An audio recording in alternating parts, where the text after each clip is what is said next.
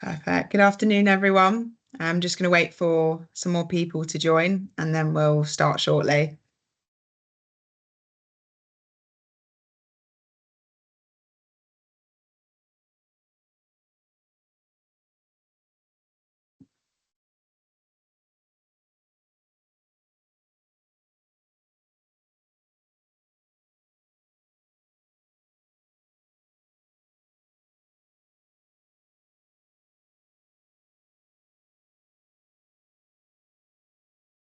Perfect. Great. Well, welcome everyone. Thank you for attending our webinar today. We'll be discussing and navigating the EU and UK Green Claims Directive. So we've got some great speakers today. Mel Blackmore, the founder and CEO of Carbonology and Blackmore's UK, as well as Christian Casales, partner at Grafton Westphalen, Katrina Anderson, associate at Mills and Reeve, and Nicholas Dumont, partner at Grafton Westphalen as well. Without further ado, I'll hand over to Christian and Nicholas, and we can go from there. But thank you for attending and hope you find it informative. Thank you very much, Jody. Good afternoon, everyone. We'll start with a short overview on what we have currently on the EU level, and then we will switch over to green claims legislation and legal practice on the German level. As you see on this slide, at the EU level, there are two legislative proposals in particular as part of the Green Deal, out of which one has already been adopted as a directive. As you may remember, the Green Deal was a core project of the von der Leyen I EU Commission. It was a set of proposals to make the EU's climate, energy, transport and taxation policies fit for reducing net greenhouse gas emissions by at least 55% by 2030 compared to 1990 levels.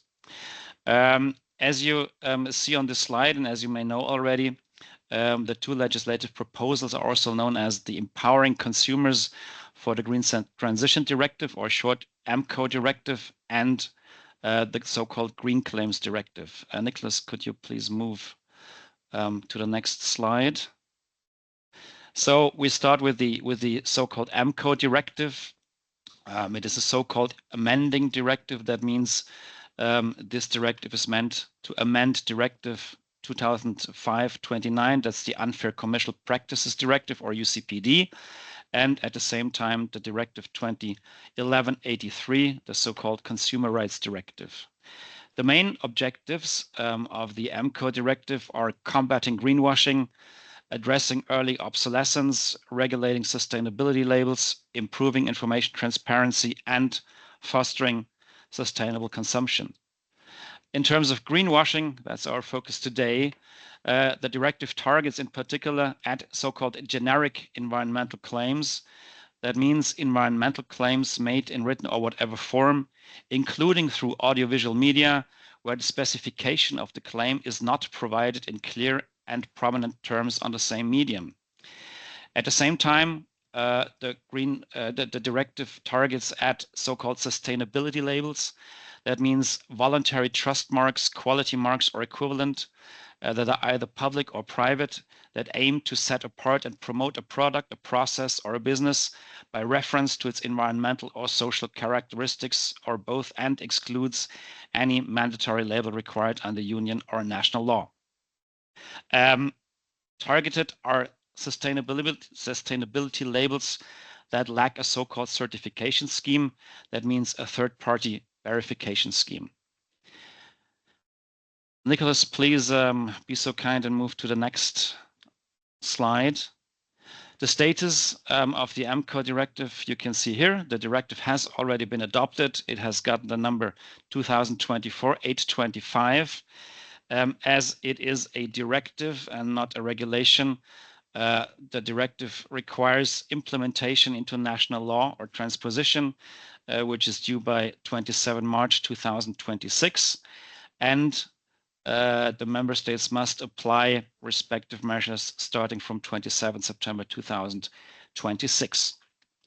That was, in short, the AMCO directive. If we move to the next slide, we will have a look at the Green Claims Directive, which is not an amended amending directive, but rather a so-called standalone directive, ? Because AMCO directive and Green Claims Directive are complementary. There were two Commission divisions dealing with these directives, the AMCO and the Green Claims, and as a consequence, the AMCO directive focuses on consumer protection, while the Green Claims Directive focuses on environmental marketing standards. Or you could say the AMCO directive defines what is prohibited, and the Green Claims Directive defines how environmental claims must be made in order to be legal. The main objectives are combating greenwashing, of course, and ensuring that environmental claims are reliable, comparable, scientifically substantiated, and independently verified. I'm hesitant at this stage to go into further details. Why? Because if we'll have a look at the next slide, please, Nicholas, you see that the Commission proposed the Green Claims Directive already in March 2023. Parliamentary review took place in March 2024. And in January 2025, so-called trilogue negotiations began. That means negotiations between Parliament, Council, and Commission. And then in June 2025, so just a few days ago, quite a few unexpected things happen. And now the question is, what is the current status of the Green Claims Directive? So what is behind the June 2025 incidents? There was a third and, as many expected, final trilogue scheduled for March 9th, I think. That was postponed by short notice, 2 weeks, to 23rd of June 2025. Following postponement, there was a letter of the EPP, the European People's Party, a letter to the Commission requesting the withdrawal of the Green Claims Directive. Quite surprisingly, there was a press statement released by the European Commission, or by a spokesman of the Commission, on 20th of June 2025, where the spokesperson said, yeah, the Commission intends to withdraw the proposal of the Green Claims Directive.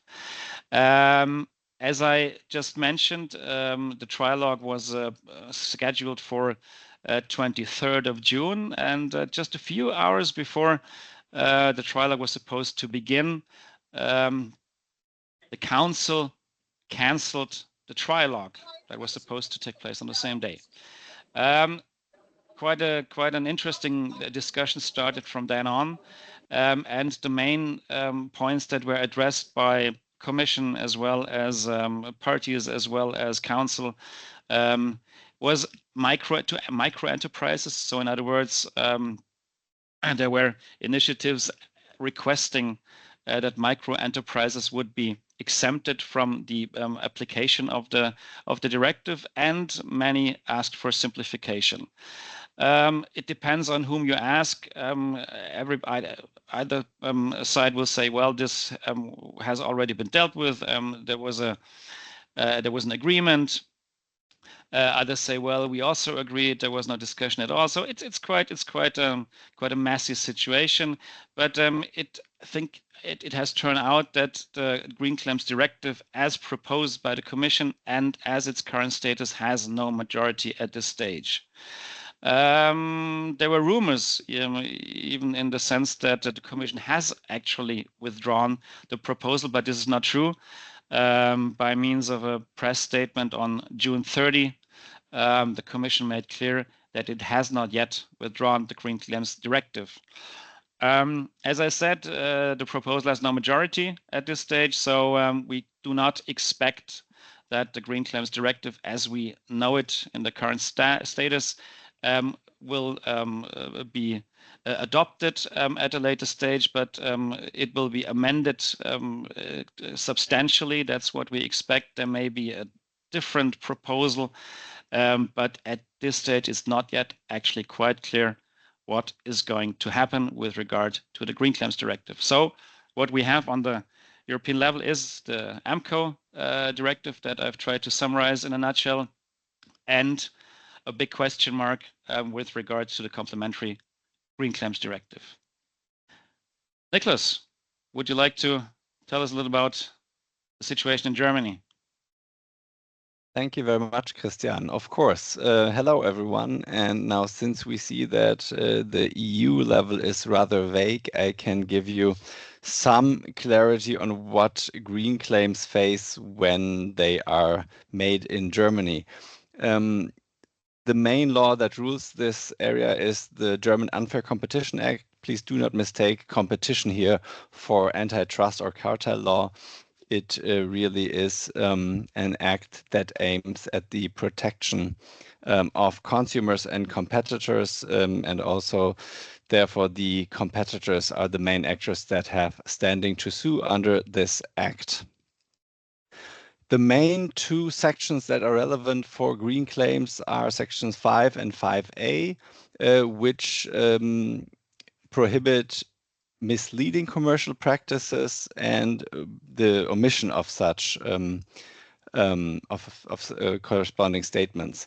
As you can see, if a statement is false or misleading, then it is prohibited, and the test that is mainly made by the courts is whether the customers would have made a different decision if they would have been informed correctly. And of course, this is of high relevance when it comes to greenwashing, because terms as climate neutral, environmentally friendly, and so on are or can be problematic if they are not supported by facts. As I said, the other angle to approach greenwashing claims is the simple withholding of essential information, which will then also lead to a prohibition. And this is always then the case if the information is regarded by the courts as essential, and this is the case when it's of considerable importance to the customer's decision for buying a product or not doing so. And finally, what remedies do competitors have if they bring such claims in court? Well, it's comparable to IP rights. So you have cease and desist claims, you have damage claims, you have claims for information and rendering of accounts. And so you have a tool set that is comparable to IP laws. However, and this is the main difference, there is a statute of limitation that blocks every claims under the Unfair Competition Act that are made longer than 6 months after the knowledge of the competitor. So you have a rather short time frame from knowledge to act under this law. Okay, let's now look at the German case law that has evolved significantly in the past years, because of course greenwashing was not much of a deal 10 years ago. It really started a couple of years ago, and the first case that I want to look at out of 3 and to show you the development is a appeal court decision of Frankfurt from 2022. There, a manufacturer of ecological detergents advertised its product with declaring its company being climate neutral and provided a seal of approval by a certification body. And the court in Frankfurt found this to be illegitimate because the quality label that was used on the product did not explain the criteria when such seal was granted. And the court's reasoning was that the customer that this was directed was the average customer and not a well-informed group that might know the criteria of such seals. And so the threshold was lifted higher.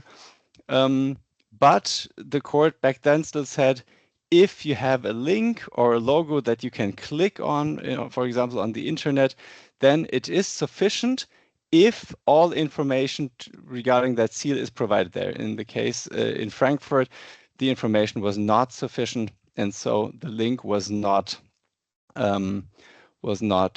helping the manufacturer. But back then, it was still possible to open up the explanation part through a link at the logo. Then 1 year later, the district court, so a lower level court in Karlsruhe, ruled on a drug chain that advertised its product as climate neutral and environmentally neutral. And with respect to environmentally neutral, the court already said this was a word that was too strong and could not be used because it's hard to interpret, whereas climate neutral could still be possible, but, and here the court then said it would only be permissible if it's supported by transparent and comprehensible information. And here the court then looked into the question how the climate neutrality was achieved. And the court looked at the actual measures that were taken by the drugstore chain and found that the offsetting that was actually done by the company was only temporary because it was relating to forest protection projects. And the court said this is not enough. If you want to be climate neutral, you need to do more, hence a permanent compensation, for example, and this was the suggestion of the court, a reforestation project.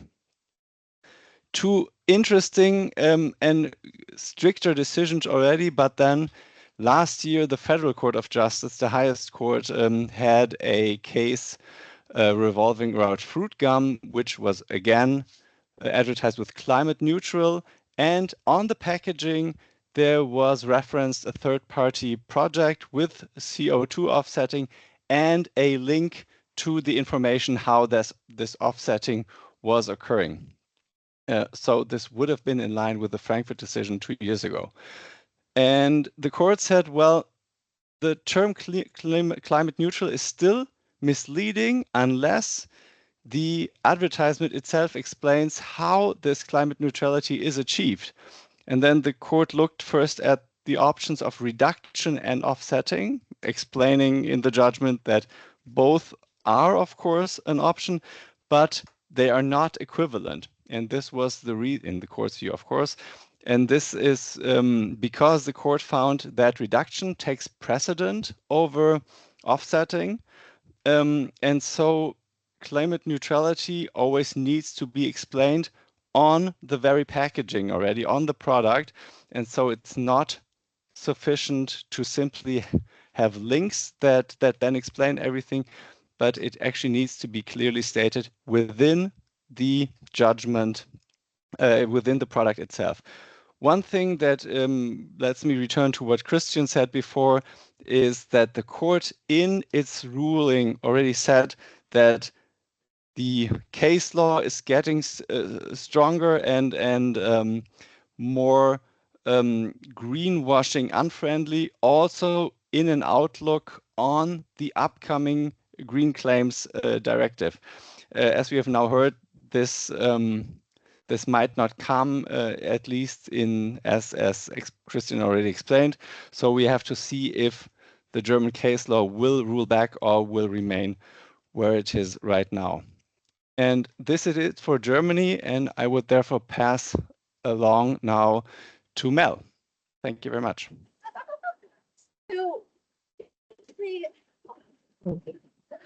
I think actually, Nicholas, I might be jumping in, having missed my slot earlier to talk about the UK before Mel takes over.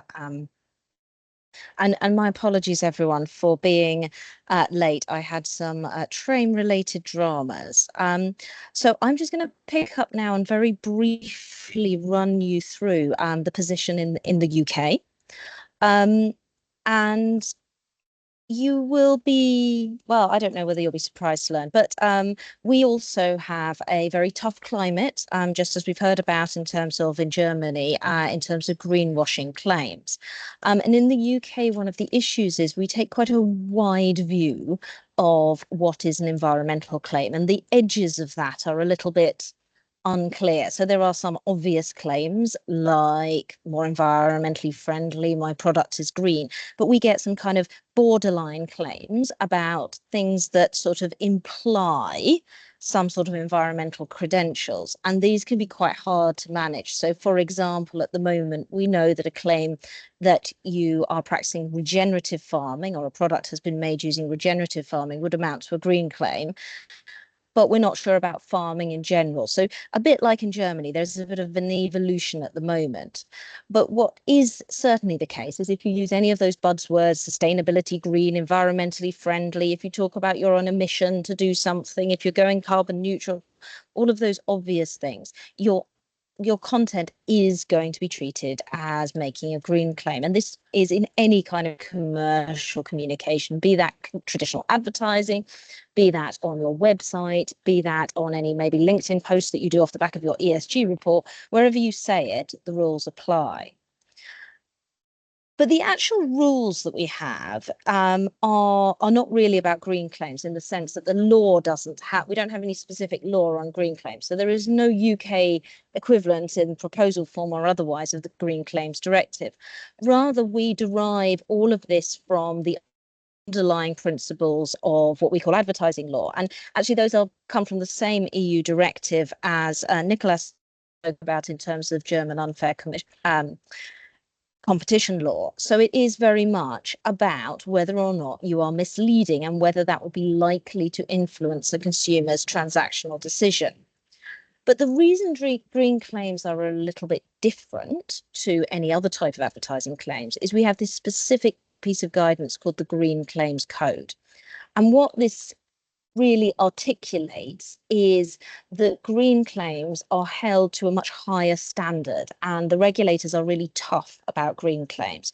So when you are making a green claim, you need to make sure that the claim that you're making is not misleading, either by its content or potentially by what you have failed to talk about, but also that you have very robust, ideally third-party data to back that claim up. And that's of course where organizations like Carbonology come in, because they provide what we advertising lawyers call substantiation, which is the data behind it, those claims. And the default position in the UK is that your data must take what we call a full life cycle position. So unless you are clear that what you're saying only relates to one part of your product or service, then you have to demonstrate that the claim that you are environmentally friendly or green or whatever applies to your whole product or service. And I really mean whole here, all the way from, getting the raw materials through the manufacturing process, through the transportation, through the delivery, out to end of life disposal and recycling of packaging. So in general, people try and be a lot more specific with their claims, but that in of itself does carry some risks. And to just illustrate some of those risks, I wanted to share with you a few examples of regulatory decisions. Now, in the UK, our enforcement is done by regulators rather than the court. So if you like, these are equivalent to what Nicholas was just talking about in terms of case law. These are the decisions that the regulator is making about how the law applies. And this first one, very briefly, is about Wessex Water. And Wessex Water did a rather lovely TV ad where they talked about all the things that they were doing to stop sewage ending up in our water. And there was absolutely no dispute that they were doing those things or that the way they'd communicated what they were doing was in any way misleading. But what they failed to communicate was that they were doing this, at least in part, because they had been criticised by the Environment Agency, so the regulator, and given a very low rating. And what the regulator concluded was that that was information that was needed to contextualize what they were doing. So it was misleading because the ad didn't explain the context in which these changes were being made. So that illustrates very much that risk of being very specific in your claim and therefore actually misleading because you're not giving that wider context. So whenever you make a specific claim or talk about a specific part of your product or your business or your service and say this bit is in green in some way, you also need to consider whether you need to give that wider context about how that fits into your overall business to ensure that you're not misleading and making a green claim. And then I just wanted to very briefly touch on the role of data. We're after all here with carbonology. And this is a ruling that came out maybe about 6 months ago. And it's just illustrative of how tough the data is. So this ruling was to do with Virgin Atlantic, and they wanted to do some communication about the fact that they had done the first flight across the Atlantic using something called sustainable aviation fuel. And the complaint was made that sustainable aviation fuel, or SAF, while being obviously a lot better for the environment, nonetheless does have an improvement on traditional airline fuel. It's not carbon neutral, it has an environmental impact. Now, Virgin was able to demonstrate that 70% of UK consumers understood this point and didn't think that sustainable aviation fuel meant zero impact. They got that it was better than. But the regulator said that wasn't enough. There was still what they called a significant minority of UK consumers who were being misled in thinking that there was zero environmental impact. And it's illustrative of the incredibly high bar that is set by the regulators in terms of data to substantiate green claims. And the thing about the environment we're in at the moment in terms of green claims in the UK enforcement is we have two very active regulators, the Competition and Markets Authority and the Advertising Standards Authority, both of whom are very proactive in their enforcement. And one of them is actually deliberately using AI to scrape the internet and find examples of non-compliance. And they're starting to look in places that we don't normally get too concerned about like LinkedIn. So we're finding that actually they're taking issue with people taking content that was designed for, say, their sustainability report and repeating that on LinkedIn and ruling that. So it's a very sort of highly scrutinized market. The investigations are very, very intense, particularly if it's a CMA investigation. It can go on for like 2-3 years, take up an enormous amount of business time and effort to be involved in. And as of April of this year, the CMA is 10% of turnover for breach. So the sanctions are getting worse as well. And we have seen that as a result of all this scraping and this proactivity that we're seeing, that there was an enormous step change in enforcement between 2021 and 2022 in the UK. We saw a trebling of regulatory investigations into green claims. And although it has reduced down a little bit last year, it's still massively above where it was. And it's still a high risk enforcement environment. And increasingly, we're finding that it's incredibly rare that actually an investigation results in a not upheld ruling. They almost invariably now result in some kind of upheld ruling. So that's just because the rules are being applied in such a tough manner. And I thought I would just finish off with one of those kind of slightly borderline cases, just as an illustration of the very worst case. And just to be clear, this doesn't happen all the time. This is quite unusual, but it is illustrative again of the risk that you are going. And this is because that EU legislation that we took and transposed into UK legislation about misleading is actually transposed as a criminal offence. And so very occasionally we get examples like this where someone is actually criminally prosecuted for such a claim. In this case, it wasn't a kind of completely obvious green claim. It was sort of one of those slightly borderline ones. And it was about mislabeling beef, which was not from Britain, as being British. And the butcher concerned had lots of Union Jack bunting and such like in their store. And this resulted in a very significant fine plus costs. He was also convicted for fraud at the same time and false representation, which resulted in a criminal conviction and a prison sentence. So it is a very tough environment we've got in the UK. I'm going to hand over now to Mel to just pick up and talk a little bit from Carbonology's perspective. Great, thank you very much, Katrina. That's really interesting. So yes, I'm going to be covering the importance of verification in avoiding greenwashing, and I'm going to be talking specifically about carbon reporting, because obviously a lot of organisations have made a commitment and a pledge to achieve net zero by 2050. But what we're seeing is that there are still a lot of claims that are very vague or misleading. In fact, 53% of green claims were found to be vague and 40% had no supporting evidence. And only 16% of the largest companies are on track for achieving net zero goals. So that's why we've seen an influx of legislation and regulation around actually being able to substantiate those claims, and verification plays a key role in that. So ultimately, it's not about organisations marking their own homework and saying that they are reducing their carbon emissions or they may be carbon neutral. It's about being able to prove that with evidence against specific standards, which I'll come on to shortly. And we're also seeing an increase in demand for verification of data, specifically carbon-related data, when it comes to getting access to sustainable linked loans or green bonds. So it's now a prerequisite of all the leading banks that an organisation needs to demonstrate what their carbon footprint actually is through independent third-party accreditation of their greenhouse gas emission statements. So why does verification matter so much? Well, it highlights integrity in terms of the quality and the methodology of the data calculations and the output of the emissions, including sources of information and conversion factors used as well. But it's also demonstrating to key stakeholders exactly where an organisation is on its journey towards net zero.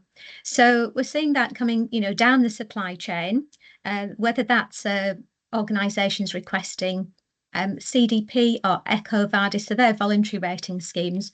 Verification is typically a requirement if you'd like to score the highest grade, so an A grade on CDP, for example. But interestingly, it helps to demonstrate transparency and impartiality. So getting down to the nitty-gritty of the different emission sources across scopes 1, 2 and 3, and being very clear in terms of what scope and boundaries are actually being reported on. Then, of course, verification is about looking at the accuracy and completeness of that data. So verification is very different to certification of, let's say, ISO 14001, an environmental management system, where you're looking at certifying processes and procedures. With verification, you're looking at a 12-month period, typically within a financial reporting period, because quite often the data is submitted with financial reports. But it's looking at the accuracy and completeness of the data for that specific reporting period within the scope and boundaries. And of course, it's also helping to demonstrate compliance, which I'll come on to shortly. But last but not least, I think that this is the most important element as far as I'm concerned, is, if all organisations need to get to net zero by 2050, and we're currently, in London this week it was 33. We've got heat wave on top of heat wave at the moment. I think everybody's in agreement that, we really do need to act responsibly and actually start to prove exactly where we're at year on year, so that we know that we are actually going to get there. So in terms of regulatory compliance, quite often greenhouse gas emission verification sits at the heart of this, and that's all because it's evidence-based. At Carbonology, we verify against an international standard called ISO 14064, which is one of the leading standards for greenhouse gas emissions statements. But as you can see on the right-hand side here, we've got a number of pressures from various stakeholders, both internally and externally. I mentioned about some of those ESG rating providers. So EcoVadis, for example, if you'd like to get a platinum status on that, I think they have almost 40,000 organisations registered. Verification is a requirement to get the top level rating. But what we've seen in recent years, and I've been involved with sustainability standards for about 20 years now, and I've never seen such a huge increase in demand for legislation in this particular area. And obviously that's because there is just such a lot of uncertainty around at the moment in terms of green claims. So on the left-hand side, you can see some of the international disclosures requirements. So, for example, the EU CSRD, EU CS-DDD, and also national disclosures are becoming more and more common as a business requirement for organisations. So just very briefly, I'd just like to touch on a couple of greenhouse gas verification standards. There are actually around 7 greenhouse gas verification standards, but these are the 2 that are most commonly adopted by organisations. These aren't for products, by the way. I know that we've heard today about green claims on products, but this is specifically for organisations' emissions.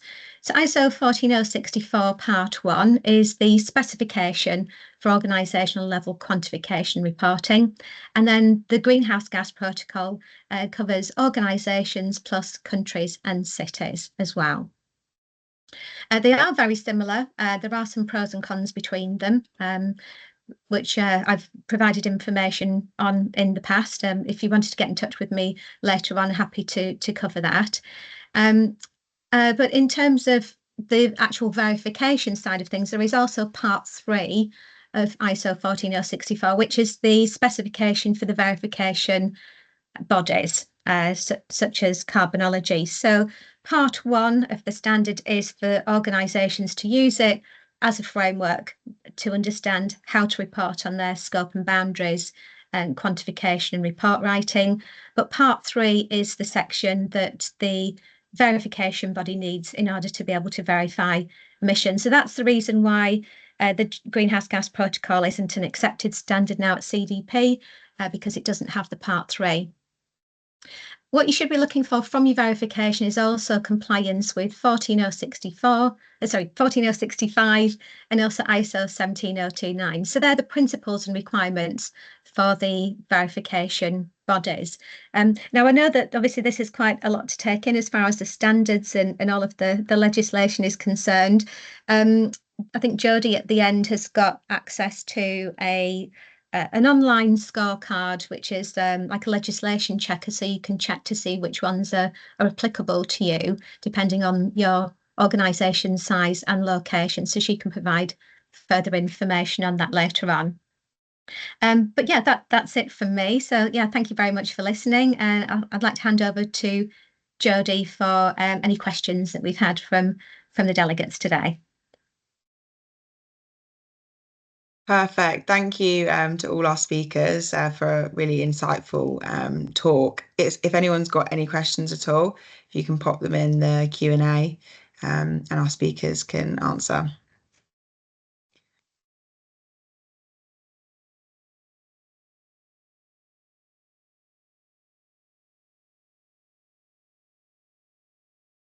If not, I've actually got some questions that I would like to ask our speakers anyway, if that's all right. So I'd like to find out and know a little bit more about how will these different frameworks impact global organisations operating across both jurisdictions.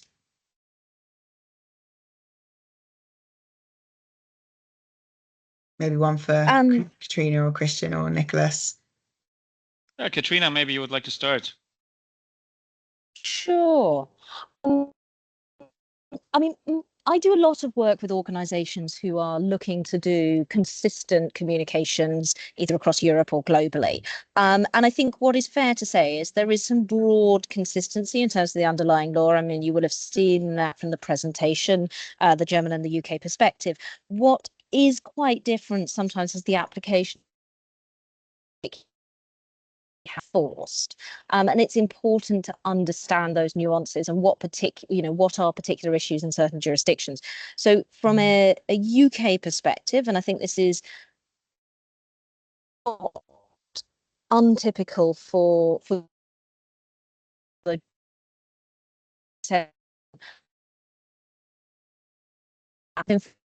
by regulators. So these are government or sometimes industry bodies who basically have a role in enforcing the code, and they investigate complaints and make a decision. But it's not a kind of judicial or court-based process. In contrast, somewhere like Germany, the enforcement regime is quite different. I don't know, maybe Nicholas or Christian, if you'd like to speak to that a little. Yeah, maybe Nicholas, you start with enforcement, and then I can maybe have a look at it from your perspective. Sure, happy to do so. So I think, as Katrina already pointed out in her presentation, the main difference is that we have a system where competitors are forced to go to court if they want to enforce green claims, which is, I think, the biggest differentiation between the systems in Germany and the UK. And the other one that I would like to highlight is that in Germany, while there is an option for damages, they are rarely attributed by the courts. So the tool that you actually use as a competitor against illegitimate green claims is that you ask for cease and desist. And those you can enforce in preliminary injunction actions that can be enforced within a week maybe, or in main actions, of course, that will take up to a year until the first instance final decision. And I guess in contrast, regulators can move a little more quickly sometimes than the court, although I wouldn't say the UK regulators are particularly quick at the moment, but in principle. It's worth noting that also in the UK, although fines are definitely possible, actually in the first thing that will happen is that if there is an upheld ruling, is that you will be required to take your content down. So this has a sort of somewhat similar practical implication. But what perhaps is, I don't know, maybe slightly different to Germany is sometimes the regulators require what's called undertakings, which is basically a set of commitments about how you're going to do better. And this can involve ongoing monitoring of your compliance over a sort of 3 to 5 year period after the decision. So maybe from a little more general point of view, what we are seeing is that our clients really struggle. They're looking for ways to achieve legal certainty at reasonable cost, which is quite a challenge, obviously, because there are no uniform rules within the EU. There are trends. I think that's what we can see. There are trends towards transparency, reliable data. So what can you do? You can try to base your green claim on reliable, provable data, and you can try to achieve as much transparency as possible. That's at least what we are advising our clients. Obviously, in order to obtain a maximum legal certainty, you would need to engage local counsel. Within the EU, that would make 27 jurisdictions, to my recollection. Economically, that is a burden. Our clients are considering AI-based solutions. So we look at their green claim from, let's say, a German perspective. We also considered looking at green claims from a European perspective with regard to the Green Claims Directive, which now, as I've tried to point out, is in question. And starting from there, try to evaluate whether the European standard would also be in line with national legal requirements. So the idea is very much as you may know from the GDPR. So once your GDPR in conformance with the GDPR, it's quite likely that you would be also conformant to other national data privacy regimes. If this also works with regard to green claims, it's questionable, obviously, because the Green Claims Directive, whatever the status is, may not be the strictest regime in the world. And secondly, it is quite a task to really address all possible requirements. So if we look at what we have on the the EU or on national German level.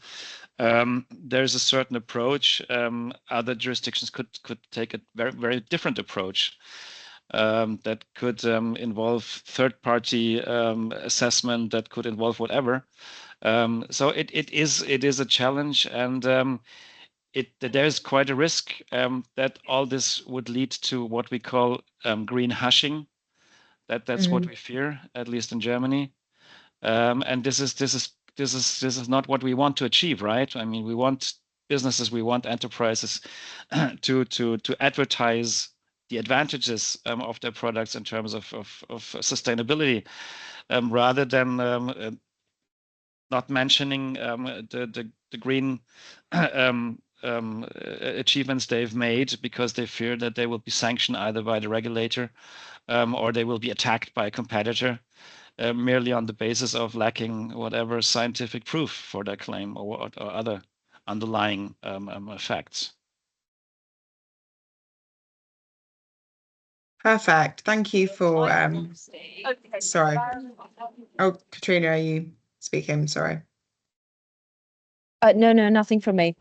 Okay, perfect. We've had a couple questions in the meantime anyway. So the first one is the EU moving towards the UK approach of interpreting green claims on a case-by-case basis, generally underpinned by what is misleading or not? We will have to see. I mean, under the AMCO, generic green claims are the main target. So these vague, whatever, it's climate neutral, whatever that means. This is quite clear that this will be prohibited as a consequence of the AMCO. Other than that, we will have to wait and see what the outcome of the discussions will be. I think the trend, von der Leyen 1 was the Green Deal. Now we're talking about the economic Green Deal. And we will have to see what will be left of the Green Deal after the economic deal will take effect. I think we have to expect that will be a lot less than what we expected under the Green Claims Directive. But it's unclear situation at this stage, in my view. Perfect. Thank you for that. Just another question as well. So where do you see statements made as part of corporate sustainability reporting in relation to green claims?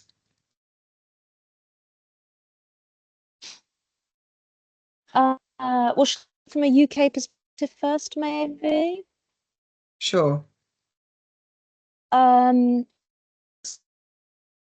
mean, the rules that we have on green claims apply to green claims wherever they are made, which in principle is corporate. There is a narrow exception, a sense, and so mandatory legally required reporting, then that would not be caught by this rule book. But at least in the UK, for most companies, perhaps very large publicly listed companies aside, the amount of information that you are actually required to report is relatively little. And actually most of the bulk of a corporate sustainability amounts to compliance with things like ISO standards, which Mel spoke about earlier, which are strictly speaking voluntary. And obviously not always sort of thought of like that. They're very important, but they're something that businesses choose to follow in the main. So the rule does apply. But that said, there is nonetheless a difference between a corporate sustainability report, which is a lengthy document designed for quite an educated audience, where there's quite a lot of opportunity to contextualize quite complicated information, and it's reasonable to expect that audience scope 3 emissions. Where things tend to go wrong in my experience is when people take the content of that report and try and turn it into maybe LinkedIn videos. So we recently had one of Vig's got into trouble with one of the regulators when they created some nice videos about some of what they saw as their achievements, which were in this sustainability report. And when they were kind of cut down and put into that context and exposed to a wider, less specialist audience, that the same material suddenly became misleading.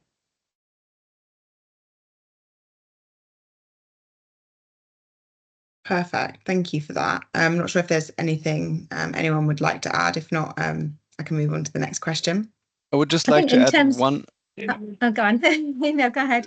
Sorry, Mel, please go ahead. I just want to add the German perspective, which is quite short. It's actually quite similar to what Katrina has already explained for the UK. Any communication that is corporate and is public can, of course, fall under the Unfair Competition Act in Germany. However, since it's competitors that take those fights to court, I would say that a sustainability report will not be the main target. It's rather directly product related that they look to take down advertisements. But of course, what Katrina said, if those things go viral in social media and so on, this could be something that a competitor would then also attack.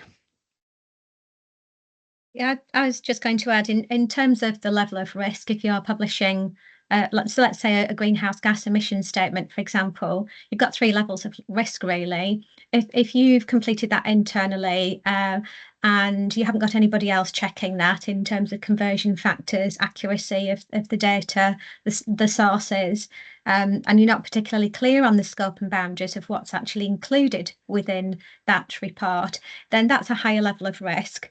When it comes to verification, there are 2 levels, a limited level of assurance and reasonable level of assurance. So a limited level of assurance is where there is a limited amount of data that's actually reviewed, and that's the requirement for the banks. But in most cases, we will verify against a reasonable level of risk, which is a much bigger sample of the data, and that gives greater confidence, and that's obviously detailed within the statement. So I think as what Katrina was saying earlier is that you can report on the facts, obviously, but anything that's reported via other media channels that's taken out of context, potentially from the actual facts, is putting an organisation at risk. Perfect. Thank you for that.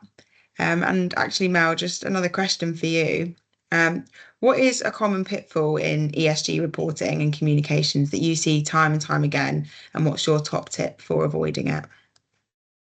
In terms of the reporting, I'd say just not being clear and transparent. I think that's the thing. I think that's what consumers and other stakeholders are crying out for, just being completely transparent. But obviously, some organisations will see that as a bit of a risk now, as it was mentioned earlier about greenwashing. Some organisations are doing some, amazing things when it comes to product innovation. Well, my own one's delayed, but sometimes it's simply delayed by 5 minutes.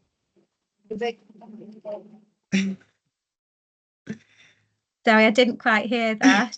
No, I think it was an accident with the mic on. This webinar is live. It's live. It's yes. the proof it's live.